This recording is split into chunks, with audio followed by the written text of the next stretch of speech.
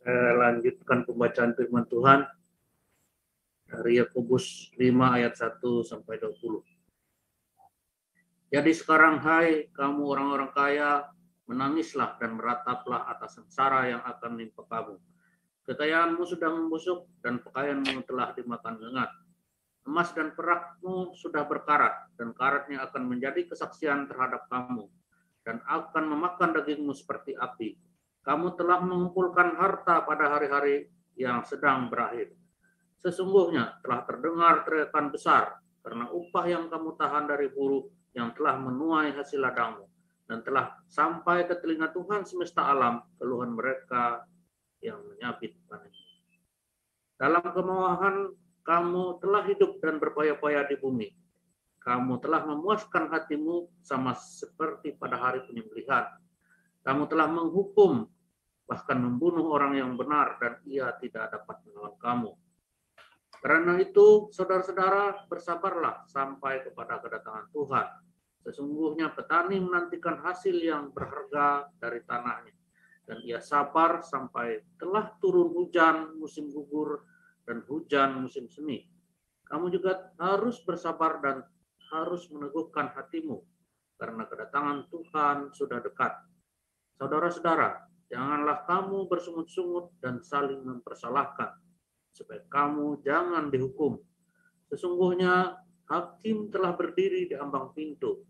Saudara-saudara, turutilah teladan penderitaan dan kesabaran para nabi yang telah berbicara demi nama Tuhan.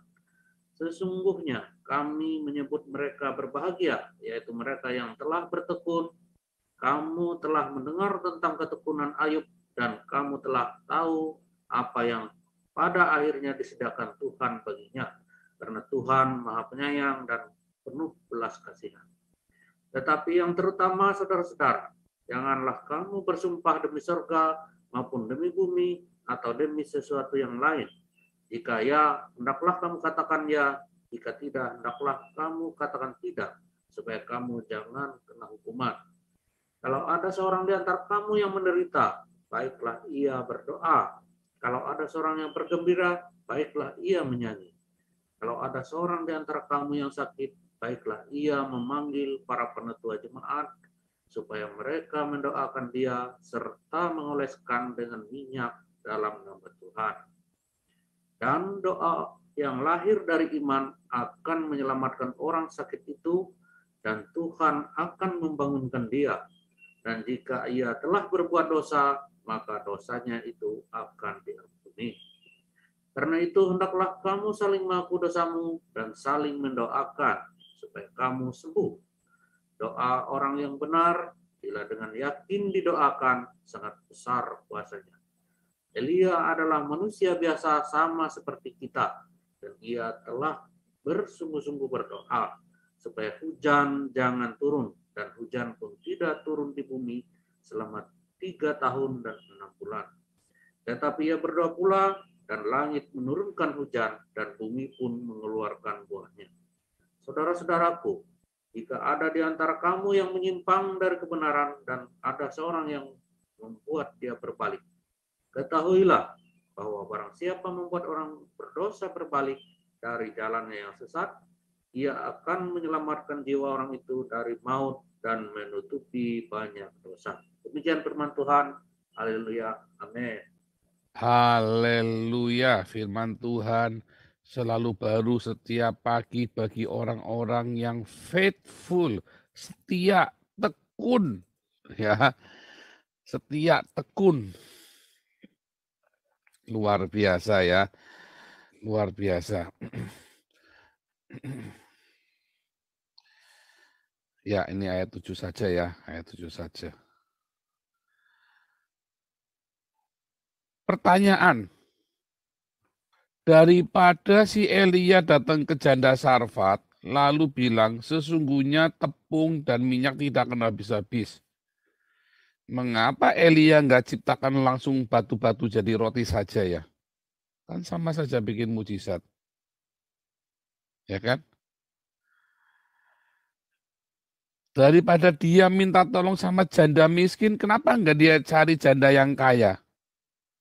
Iya kan? pertanyaan yang simpel sekali. Kepikir nggak? Daripada dia nantangin Ahab, ya, nyembelihin 400 Nabi Baal, itu kalau lihat Nabi Baal kayak orang Syiah ya, yang suka menyiksa diri itu kan pakai pedang, pakai apa segala macam kan. Memang Allah Islam itu dulu namanya Hubal, yang punya alat Manat Usa. Jadi Hubal itu punya anak namanya alat Manat Usa. Nah Hubal itu, nyembah Hubal itu dengan cara menyiksa diri tadi itu ya. Persis tadi orang Syiah. Ya sama ya. Orang Syiah itu kemudian nanti berkembang jadi Sunni. Kalau Syiah itu kan yang dari anaknya Muhammad. Kalau Sunni itu dari sahabatnya Muhammad. Ini just informasi. Kalau Anda nanti di kelas evangelis apologetik nanti kita ajarin. Nah, lucu ya. Daripada Anda nyembelihin Nabi Baal gitu. Kenapa nggak langsung turun juder daripada cari musuh kan? Akhirnya kan diuber-uber sama Isabel kan, coba. Sudah dia nyembelihin, sudah nurunkan api dari langit, nyembelih 400 Nabi Baal, bisa takut sama Isabel. Lari terbirit-birit Elia kan. Lucu kan? Anda kepikir nggak? Ada sesuatu yang kenapa mesti muter-muter sih? Kenapa nggak langsung direct saja? Ya kan? Nggak ringkes amat. Nah, ya. Itu yang terjadi dengan doa-doa kita. Ya kan? Kita maunya kan doa seperti caranya kita. Ya kan? Maunya kita kan doanya dengan caranya kita, bukan dengan caranya Tuhan. Kita mau jawaban doa kita itu maunya kita. Kita ngatur Tuhan, pokoknya gini. Anda tahu nggak di dalam proses jawaban doa itu, di dalam prosesnya itu, Anda sedang melewati beberapa posko. Kalau orang lagi hiking kan ada poskonya. Untuk mencapai tujuan Anda harus mencapai pos-pos tersebut. Nah, di dalam pos-pos tersebut Anda melihat dan melakukan banyak hal. Ada tugas di situ. Ada hukum proses di situ. Ya. Jawaban doa itu ndak sekucuk-kucuk, sekonyong-konyong datang begitu. Ya, itu mujizat. Tapi mujizat itu tidak datang sekonyong-konyong seperti itu. Ada proses-proses di dalamnya. Kalau Anda gagal di dalam proses itu, Anda nggak melewatinya. Sangat mudah bagi Elia untuk menjadikan batu itu jadi roti. Sama seperti orang, dia bilang sama janda Sarfat, sesungguhnya minyak dan gandum tidak akan habis. Nggak habis-habis beneran. Tapi kan balik lagi mikirnya, kenapa nggak dikasih janda kaya ya, dikasih janda miskin. Ada banyak orang kaya di Samaria, ada banyak orang kaya. Yang terakhir kan Elia kan dipelihara oleh suami istri yang sangat kaya kan, dia boleh tinggal di rumahnya, semua di hidupnya dibiayai kan. Kenapa nggak begitu ceritanya?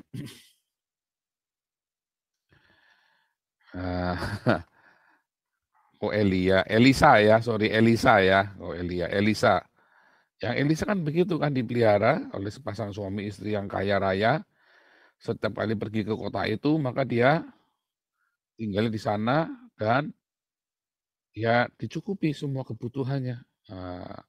Elia dadak kudu cari janda miskin, ya levelnya belum Pak. Oh bukan. Ya. Ada satu hukum proses dalam hidup kita yang harus kita lewati, yaitu proses ketekunan. Ya. Satu proses ketekunan, dan ketekunan itulah yang penting. Karena Tuhan tidak suka sesuatu yang instan. Tuhan itu tidak suka sesuatu yang tanpa dasar, yang nggak firm. Kalau Anda langsung diberi segala sesuatu, maka Anda nggak firm. Tapi ada proses-prosesnya. Anda nggak bisa ngatur Tuhan, Dia tahu. Kalau Dia kasih ke kamu akibatnya nanti 10-20 tahun, nanti seperti apa Dia tahu. Dan kita nggak tahu, kita mikirnya pendek. Ya, aksi reaksinya itu kita mikirnya pendek, tapi Tuhan Maha tahu. Ketika Dia kasih makan janda di Safat itu nanti anaknya jadi apa. Ketika Tuhan bikin mujizat mujizat nabi-nabi Baal turunkan api itu seperti apa, Tuhan tahu. Kita nggak tahu. Tuhan Maha mengetahui di masa mendatang. Pikiran kita hanya pendek.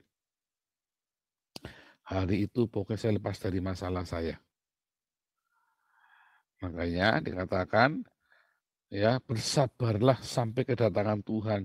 Petani menantikan hasil yang berharga dari tanahnya dan ia sabar sampai telah turun hujan musim gugur dan hujan musim semi. Memang kudu sabar, ada hukum proses. Anda nggak bisa paksa anak Anda untuk langsung berkumis dan berjenggotan, berewokan. Berewokan nggak? Kumisan nggak? Awas nggak kumisan, gue sembelih lo. Oh nggak bisa. Anak ketakutan, saking ketakutannya sampai kumisan. Nggak bisa. Nggak bisa, biar dipaksa juga nggak bisa. Oh dia mau diapain, mau nggak bisa, dipaksa nggak bisa. Itu natural nanti. Nggak usah dipaksa-paksa, nggak usah dimarah-marahin, tiba-tiba kumisnya keluar sendiri. Tiba-tiba jenggotnya keluar sendiri. Nggak usah dipaksa-paksa. Kalau sudah waktunya akan keluar. Memang kudu sabar. Tetapi dalam hal iman, itu memang harus ada benih yang ditabur. Kalau kumisan Anda nggak perlu nabur benih. Ya, nggak perlu.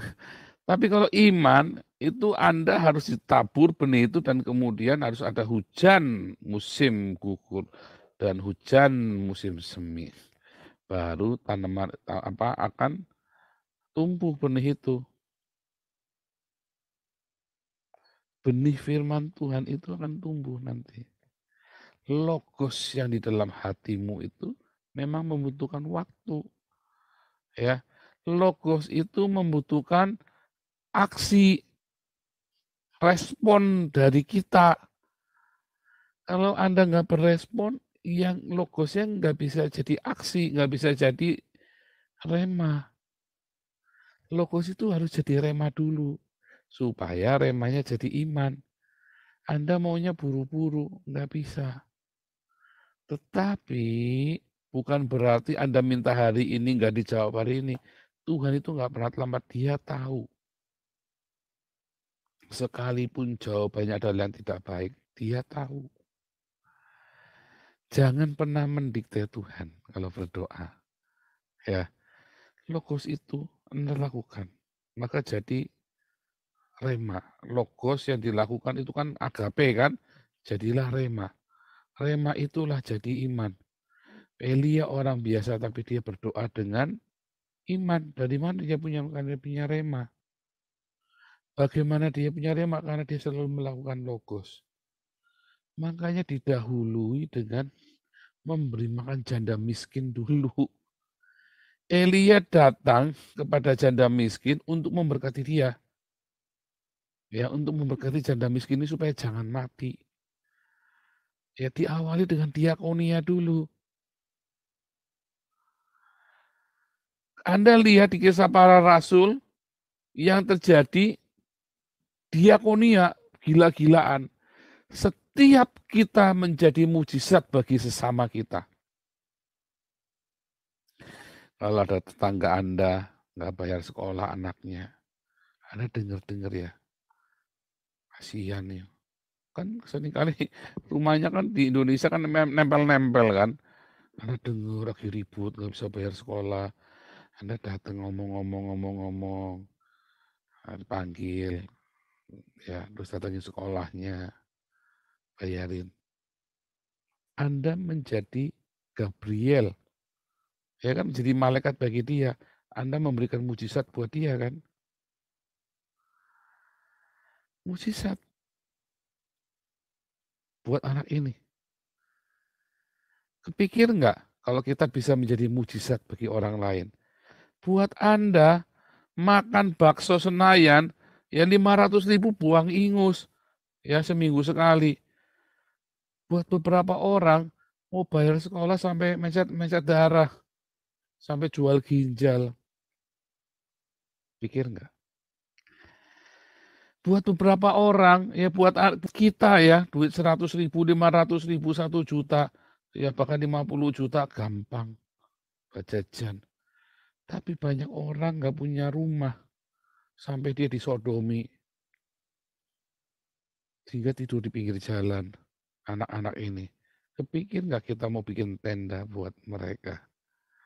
Kita bisa menjadi mujizat loh. Anda teriak-teriak minta mujizat, kita bisa menjadi mujizat bagi sesama kita. Banyak orang datang ke gereja minta diloloskan ekonominya, berdoa keras-keras sama Tuhan, tetapi pendetanya nggak tahu diri. Iya kan? Padahal dia sebenarnya sudah tahu, Pak Pendeta tolong doakan saya, anak saya nggak bisa bayar sekolah. Ini harus dipecat gini. Oh iya, kita berdoa ya, kita berdoa. Padahal dia bisa tinggal ngomong sama jemaat, tolong bayar orang itu. Nggak enak, soalnya dia sudah banyak nyumbang sama gereja. Kalau gitu kamu yang bayari. Gitu, ya. Makanya itu cita-cita, visi yang Tuhan berikan ya. Komunitas ini, tidak ada yang kekurangan di antara komunitas ini. Itu menjadi visi kita nanti. Bertahap bertumbuh ya. Kita akan bertumbuh sehingga tidak ada yang kekurangan. Wah, ini Pak Paul proklamasi nanti banyak orang banyak utang. Oh enggak, kita nggak bayari utangnya orang ya. Kita nggak bayar utangnya orang. Ya, tapi komunitas kita nanti orang yang nggak bisa sekolah, nggak bisa apa. Yuk yang punya turunan kita bayari ya, yang nggak bisa bayar sekolah. Simpel ya. Yang nggak bisa makan ada Damaris. Yang nggak bisa bayar sekolah, ya kita lagi mau pikirkan caranya. Ya, bagaimana kita punya dana untuk anak-anak yang nggak bisa sekolah ini. Sehingga tidak ada yang kekurangan di komunitas kita. Kita menjadi mujizat bagi sesama kita. Kan ada pada kita kan, untuk bikin mujizat itu. Kenapa kita teriak-teriak minta sama Tuhan? Minta mujizat. Ya. Kenapa kita nggak bikin mujizat itu? Iya, tapi kan saya butuh ini, butuh. Iya, karena kamu sendiri tidak menjadi mujizat bagi sesamamu. Bagaimana Tuhan mau kasih mujizat buat kamu? Apapun yang kamu lakukan kepada sesamamu, Tuhan akan lakukan kepada kamu kan? Benar nggak? Kalau kamu mengampuni orang, sebagaimana kamu mengampuni orang, Tuhan akan mengampuni kamu. Sama di dalam hal memberi. Sebagaimana kita penuh kasih cintanya itu kita limpahkan ke sesama kita, Tuhan akan kirim juga ke kita kan. Anda bisa menjadi mujizat bagi sesamamu. Sehingga Anda ngalamin. Anda bisa tahu hukum proses itu seperti apa, ada ketekunan. Ya. Ada ketekunan di situ. Makanya ayo, kalau itu ada pada kita lakukan buat sesama kita. Begitu ya, simpel sekali kehidupan kekristenan itu, nggak usah dibikin ribet. Doa, petunjuk, formula, tips doa yang dijawab Tuhan, itu semua nggak ada yang kepake. Percaya saya, pendeta-pendetamu tuh banyak bohong.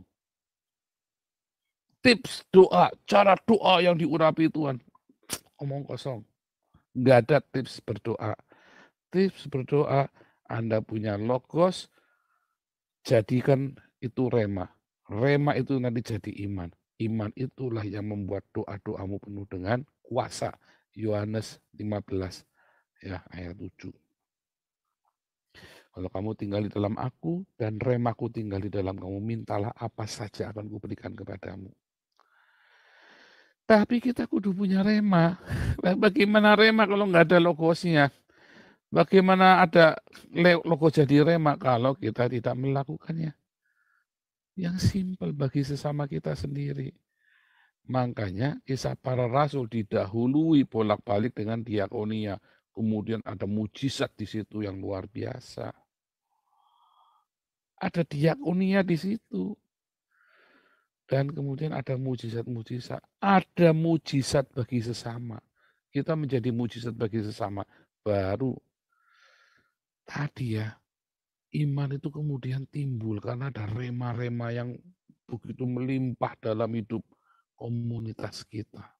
Jadi komunitas itu penuh powerful. Kenapa? Wah, di situ cinta itu melimpah. Mujizat bagi sesama itu melimpah. Tuhan sampai bingung, mau apa lagi dah. Oke dah, kasih mujizat yang lain. Simpel sekali.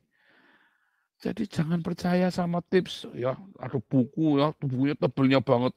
Tips doa, ya, cara doa, doa yang dikabulkan Tuhan. Wah, bukunya tebel-tebel. Saya sudah baca semuanya itu ya, dari bukunya Larry Lea, Robert Lyer, dan Yonggi Cho segala macam. Nggak ada yang kepake, saudara. Saya baru ngerti ya doa yang dijawab Tuhan itu. Ketika komunitas kita itu menjadi mujizat bagi sesama. Kita tagih Tuhan. Tuhan, kita sudah menjadi mujizat bagi sesama. Kapan kau berikan mujizat bagi kami? Oh, nggak usah ditagih.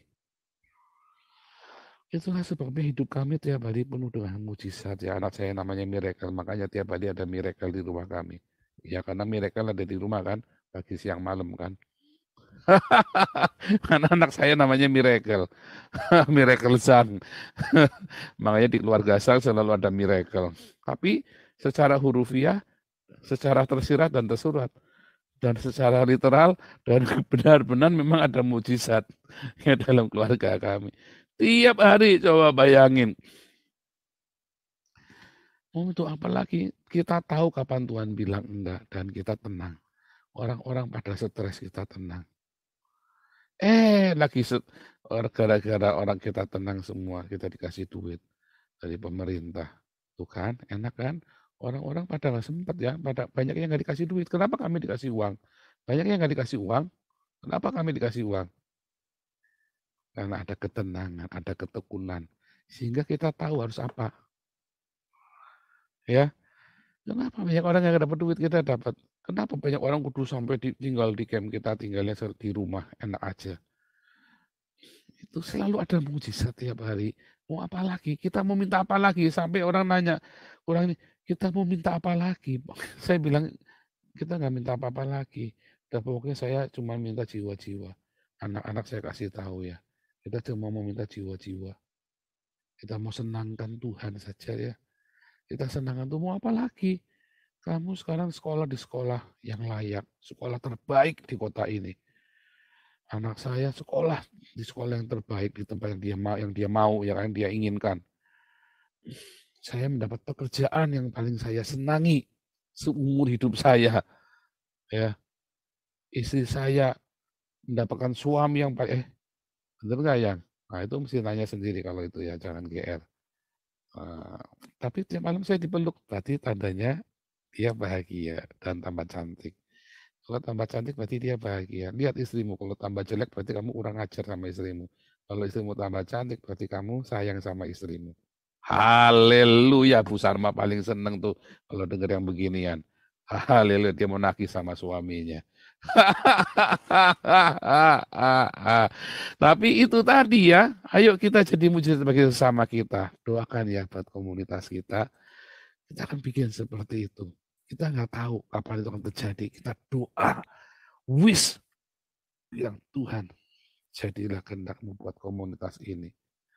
Ya, haleluya. Kita jadi mujizat bagi sesama kita, tetangga kita. Nggak peduli Kristen, nggak peduli nggak Kristen. Anda lihat tetangga. Tapi memang terutama untuk sesama orang percaya. Tapi paling gampang kan yang dilihat di depan mata, tetangga, keponakan. Ya nggak usah nyari-nyari kemana-mana, tetanggamu tengok tiap hari ketemu, keponakanmu telepon gimana, udah bayar sekolah belum? Makannya gimana?